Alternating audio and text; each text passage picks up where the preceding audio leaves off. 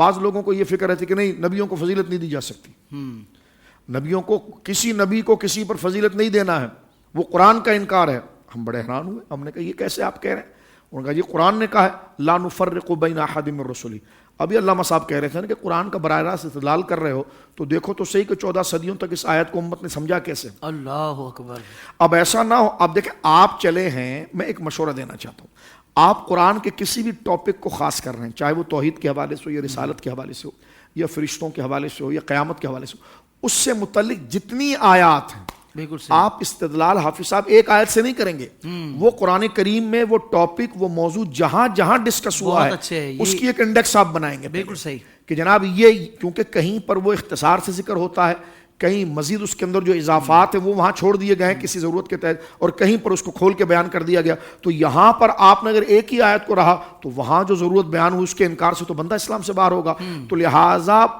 جو کمزور لوگ ہیں یا جناب جو ہے وہ علم کے کبر کے اندر ہیں، ان کے اندر ہے ہی ہے کہ وہ کسی بھی ٹاپک کا استدلال ایک آیت سے کرتے ہیں۔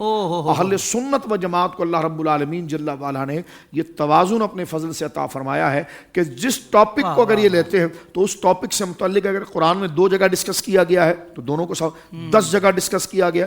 15 جگہ ڈسکس کیا گیا، جتنی دفعہ ڈسکس کیا گیا اس کو سامنے رکھتے ہیں۔ اور کیونکہ یہ اللہ کا کلام ہے نا، اس میں تضاد نہیں ہے، ٹکراؤ نہیں ہے، تو اب کہیں پر اجمال ہے، کہیں پر تفسیر ہے، کہیں پر مختصر ہے، کہیں پر اس کی مزید وضاحت ہے۔ تو اب آپ دیکھیں جہاں آپ نے رسولوں پر ایمان والی آیت پڑھ لی کہ آمن الرسول بما انزل الیہ من ربہ والمؤمنون، اس کو آپ لکھ لیجئے لا نفرق بین احد من رسلہ،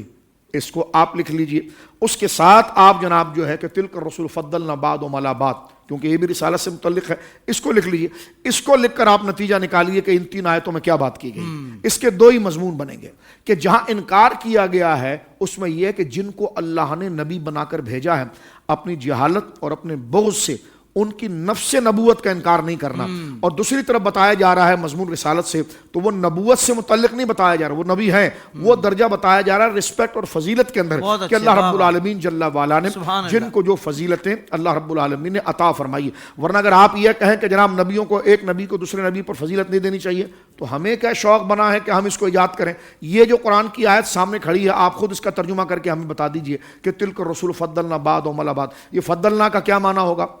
اور بعد میں کون ہے، دوسرے بعد میں کون ہے؟ اگر سب مساوی ہیں